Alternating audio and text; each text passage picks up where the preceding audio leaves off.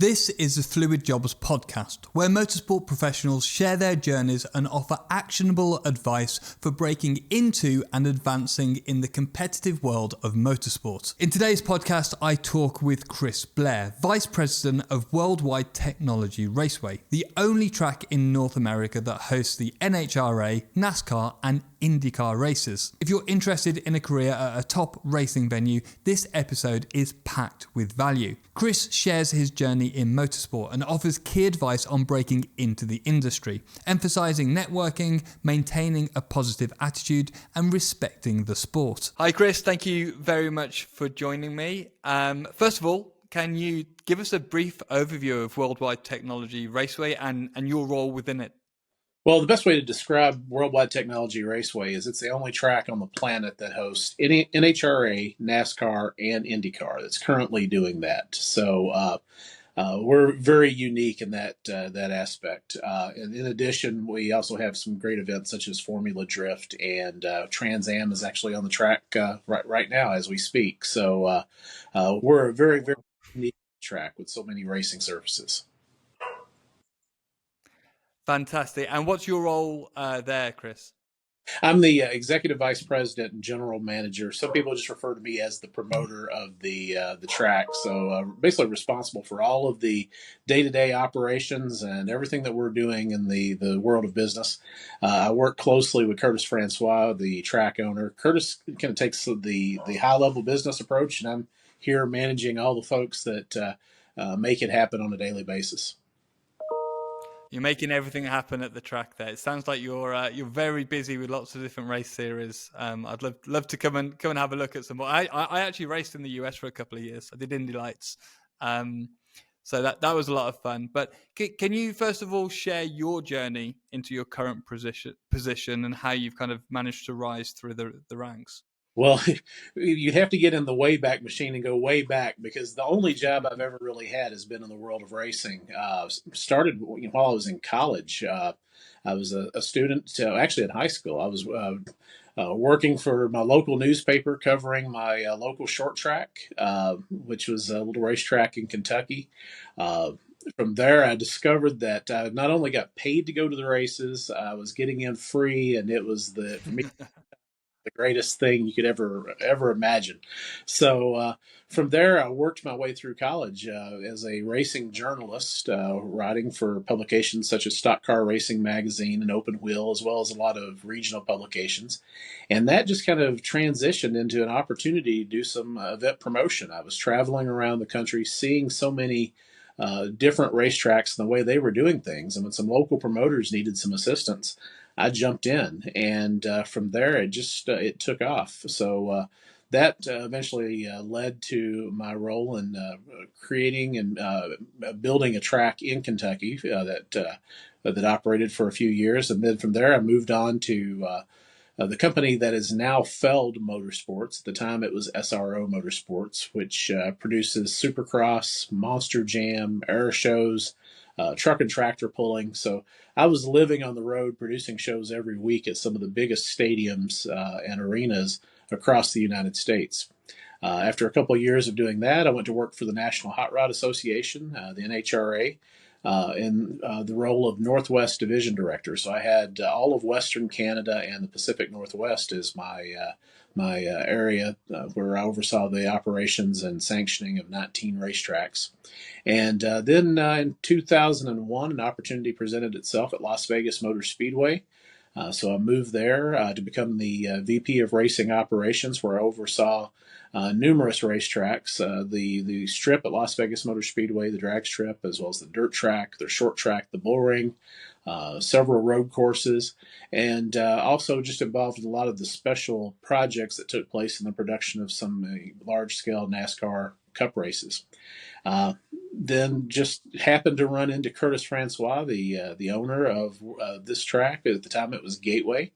We met at a track operators meeting. We really hit it off, and having grown up in the Midwestern United States, I was looking for an opportunity to come back closer to home, and Curtis provided that opportunity. And I've been here for 12 years, and when I got here, the track had been closed for a few years. Curtis had reopened the racetrack, And we were able to get NASCAR to come back with the Truck Series in 2014. IndyCar came in 2017, and then we landed our first NASCAR Cup race, which was held in 2022. So, and in that time, also using the connections that I'd made through my other vet experience, was able to bring Formula Drift and some of the other events that we now host today. So it's been a long journey. Again, it's been a long career in motorsports, but it's been very rewarding. Been very happy with everything we've been able to accomplish up to this point. Wow. Okay. So that's a fairly long and varied career there as you've Yeah, moved around and up. And I mean, the yeah. first thing that surprises me is that's a long CV for how young you look. You're doing a good job there. Well, thank you. It's um, one of those things where I focus on having fun in what I do with my job, and I think the fact that I make it fun, that helps a lot what we're doing here. Fantastic. And as you've moved kind of around and actually when you first got into motorsport, can you just give me a couple of the lessons that you've learned along the way in, that apply to people who might be looking to get into motorsport or are looking to kind of level up their role within motorsport? The number one thing I always feel and that I saw from an early age is that you will continue to run into the folks that you're working with over and over again. So always do as good of a job as possible in making connections and understanding who the people are that you're working with, because you're going to see them over and over. There's a lot of folks that I was dealing with in 1994 at dirt racing events that I'm running into now, all these years later, at NASCAR Cup and IndyCar Yeah. events. So there's a lot of things. A lot of people transition and grow and rotate through the industry. So it's a big industry, but at the same time, it's also small in that it's a lot of the same people crossing paths over and over again. So never burn any bridges behind you. That's one thing that I learned. The other part that I've always looked at too is always take a look at what everyone else is doing and try to understand the role that they're playing in the production of the event and what it takes to make it happen. And that's one of the things I've always tried to do. Having started out in journalism and then ending up in operations and marketing, it provided me with a lot of experience. And that's one of the things I tell a lot of the younger folks now is try to understand what everyone else is doing, because that'll benefit you down the road. Don't take the mindset of that's not my job, because someday it could be your job and you want to understand how to do it to the best of your ability. Fantastic advice. In fact, the first one about kind of those long-term networking effects. I'm 38 now, and it kind of started to surprise me over the last couple of years, maybe 5 years, that everybody grows together, right? Everybody grows together, and that means that the connections that you've made in the past, you spoke about what, 20, 30 years difference then? I'm talking like 5, 10, 15 years sometimes, but you all grow together, and that person that you might have worked with at some other company 10 years ago comes back into your life 10 years later, and then that connection or that partnership that you're working on a particular time just becomes so much easier because you've already had experience together.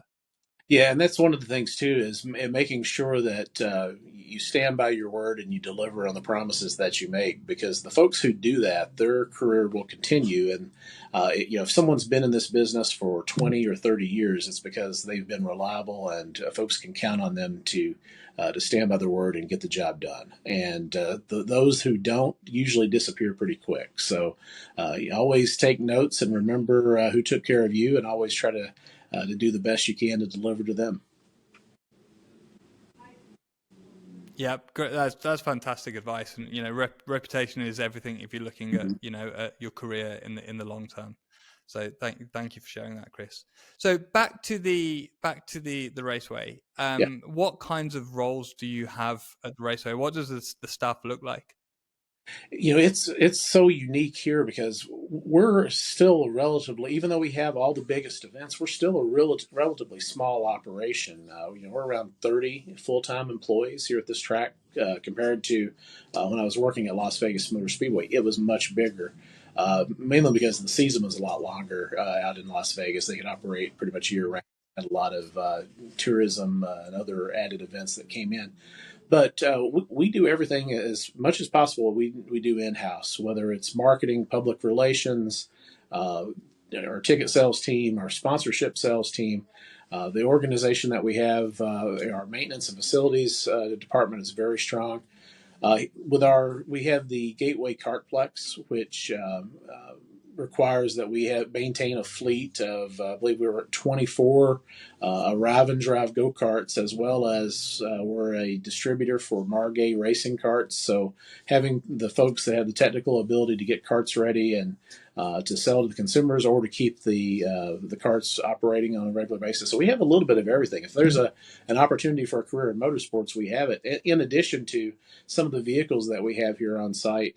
We have our own drag car. We have our own demonstration ride truck that we use with the NASCAR Truck Series. So maintaining and keeping those vehicles operational also is key. So we have a little bit of everything for everybody in the world of racing. Even and obviously the finance department is critical to us, and having that knowledge of racing helps in that. So if you're a person who's going into accounting, but you love racing, there's some great opportunities there because you have a heads up on some of the other folks who are working in the industry. So that's where we are, and that we're always looking for those unique people who have that love of racing, and we can always find the job that suits them.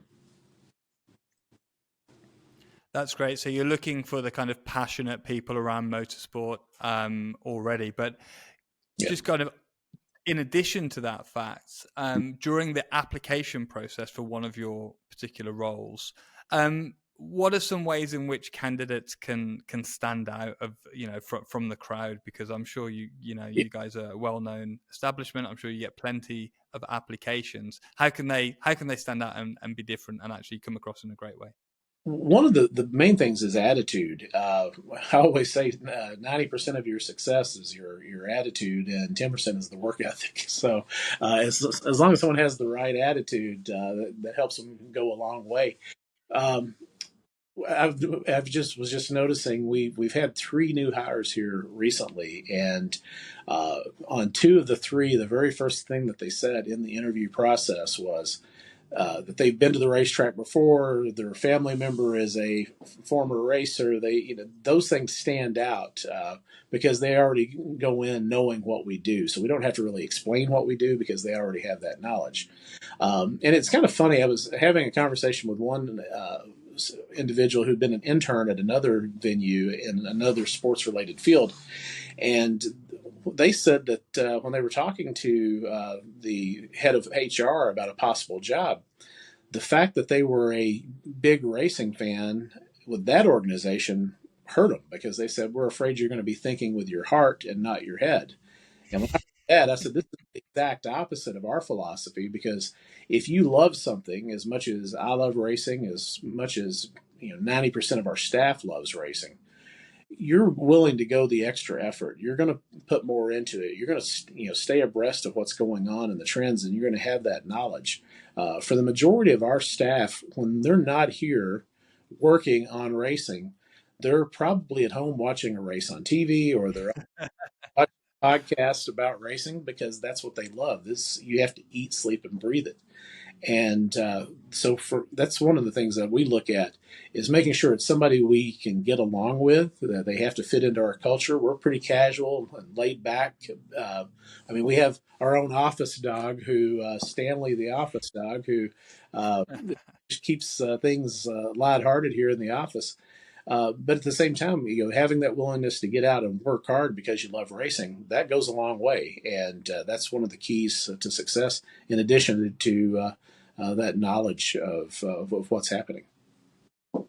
So kind of extracurricular things that point towards a passion and a deep interest within motorsport and racing is you see that as a big plus point. It really is. With our group, we have some of our employees that when they finish up here at the track with their office job, they'll go over to the Gateway Kartplex when we have a Wednesday night racing league and hop on a cart and go racing, or they'll go over there for a little bit of a workout on the golf carts, on the go karts, because they enjoy it so much. So, that kind of shows you the staff that we have and the attitude that we take each day into the love of racing. That's fantastic. That's fun. I bet the competition in the office though is a bit high. For It is, karting. especially when our track owner, he's a former Indy Lights Rolex 24 racer. He's done a little bit of speedboat racing. So Curtis, he's a racer, and when you get out on the racetrack with him, he obviously puts that competitive fire. Everybody wants to beat the boss here, and it's kind of challenging. I have the same actually when I take my team karting. It's like I'm the target and they're all just coming for me. Exactly. So, Without sounding too negative, on the other side of things, on the other side, like what are some common mistakes that you might see in an application or interview process? uh, a lot of times it's probably, as far as a mistake, it would be when someone just indicates that they don't really have an interest in the hours and the commitment that it takes sometimes for pulling off these events. I mean, we're primarily what we do is weekend activities. You know, we do have racing here Wednesday nights and through the week on other areas, but for the majority of everything else that we do, 90% of our schedule is weekend related. So when folks they don't really understand that, you have to put in your Monday through Friday duties, but then also those weekends when we have the special events or the bigger events, it's on all hands on deck.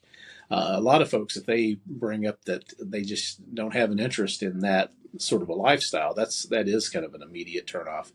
I really don't know if there's anything else. As long as people have that willingness to learn, we can get everybody into the right mode. They might not be the most knowledgeable race fan, but if they're at least respect the sport, and I think that's one of the keys here, is that everybody needs to respect the sport in order to work in it. As long as they show that respect, we can help them overcome any other challenges they may have. But it's really that when people go into it and start saying, well, I can only be available for this or I can only be available for that, that really creates a lot of challenges in what we're trying to accomplish. Sure, that makes sense. Racetracks are typically in use over the weekends, right? So got to be flexible with those things. Yep. So for someone who's looking to get into a motorsport role, either transitioning from a different industry or actually, maybe getting their first job, what kind of advice would you give them aside from, obviously having the right positive attitude and being interested in motorsport itself? Again, I think going back to that networking that we mentioned a little bit earlier, because so many people cross paths through the industry, is just try to network as well as you can. Take it, look for those opportunities. If you know somebody that has a career in racing, ask them for help, because the entire industry is looking for good people, and we all want the sport to succeed, the sport to grow. So finding that right who can help mentor you goes a long way, and that's one of the first things I always mention is go to the races, try to find those individuals. Don't be afraid to go up and introduce yourself to the people that you may think are unattainable or unreachable, because I get so many people who call me. I mean, we're talking established leaders in the sport, presidents of organizations, and even team owners who will call me up and say, listen, we met this young person who's wanting to get into racing. Do you know someone that may have an opportunity? So you won't know. The door's not going to just open for you. You have to open the door. You have to at least knock on the door. So going around and finding those opportunities to meet the right people, that's a huge help. And for a lot of folks, I tell them, if it's working at a racetrack that you want to pursue, even if they don't have a job listed, contact them about what you can do to help out on a major event weekend. Same applies with a race team as well.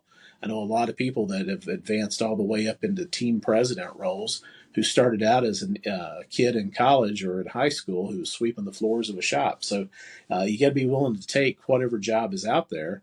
And while it might not be the role you're wanting when you first go in, you can work towards that role just by showing the hard work and the right attitude. That was brilliant, Chris. Thank you very much. Brilliant advice, and answers one of the key questions that we get from candidates who specifically have never had a role in motorsport. I think they perceive motorsport as being like there being too much of a barrier to entry. But actually, like you say, on the other side of the teams are just normal people who are willing to speak to people, actually want to talk about racing. And that's how you can begin building some contacts, building some network. But you've got to go down to a racetrack. You've got to make a couple of phone calls. You've got to reach out on LinkedIn, whatever that might be. You've got to get your foot in the door. But I don't think it's, as challenging as some people might perceive, because like I say, there's just normal people on the other side. It's happened to me many, many times. And like you say yourself, you've got, presidents of companies asking if you've got a role for a certain type of person. And so, yeah, I think if a candidate's listening to this and hasn't kind of reached out to a team or a track or whatever it might be, go and do that, because it might be a bit easier than you think. Yeah, enthusiasm and respect as you approach those individuals will get you farther than you can ever imagine. And because one of the main things that I hear about when I get those phone calls is how enthusiastic the individual was, how nice they were, how polite, how they treated them with respect, and the fact that they weren't afraid to come up and have the conversation with them. That goes a long way, also. Now, there's going to be some you may run into that will just ignore you and keep walking, but there's going to be some that look at it and get it, that are going to try to help get you to where you need to be, because finding those right people, the right people to continue growing the sport, it's a critical issue right now. And one of the things too I always like to point out is that when I first went to work for Pace Motorsports, SRO Motorsports, doing the Supercross events and Monster Jam events, the president of the company, one of his requirements for everyone that came to work at the venue or at the organization was that it didn't matter if you were going in as the vice president of finance or if you were the new director of sales or ticketing manager. They would send you to an event to work with the operations team, and you were doing some of the most basic duties, such as hanging banners, the sponsorship banners, or if it was at a Monster Jam show, painting the cars that the monster truck was going to drive over, or helping sweep the floor on the edge because you wanted the show floor to be show worthy. And you'd have these guys that would show up thinking they were going to a business meeting. I'd send them to the local store, cheap blue jeans and a t-shirt, because you're going to be getting dirty today. And the idea behind that was that in order to be able to succeed at the top level, you had to understand what everybody was doing at the bottom level and understand how the show is built. And that was one of the rules. Before you could get out and go pitch the $1 million sponsor, you had to do the job that the volunteers were doing so that you could truly understand it from top to bottom. And also the one thing that we look at in the racing business, most people don't really think about this, but what it really boils down to is we're in the business of selling tickets. That's it.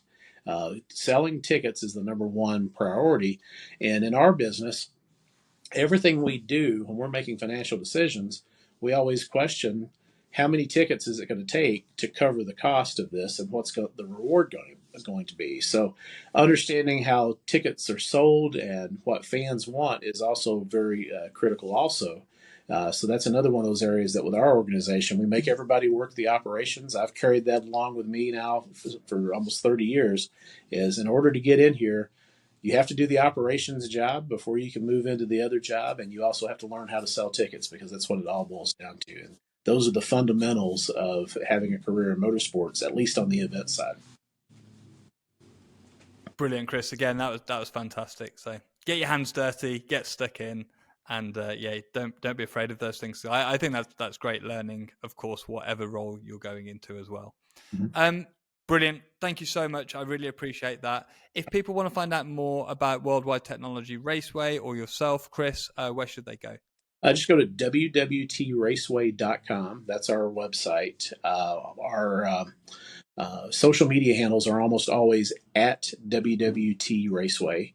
And for me personally, it's at Chris Blair 4B. 4 with the letter B, and I usually share quite a bit about what we're doing at the racetrack through our Twitter and Instagram. So feel free to follow, and if you're someone that's out there looking for that career in motorsports, please shoot me a note. I'd love to hear from you.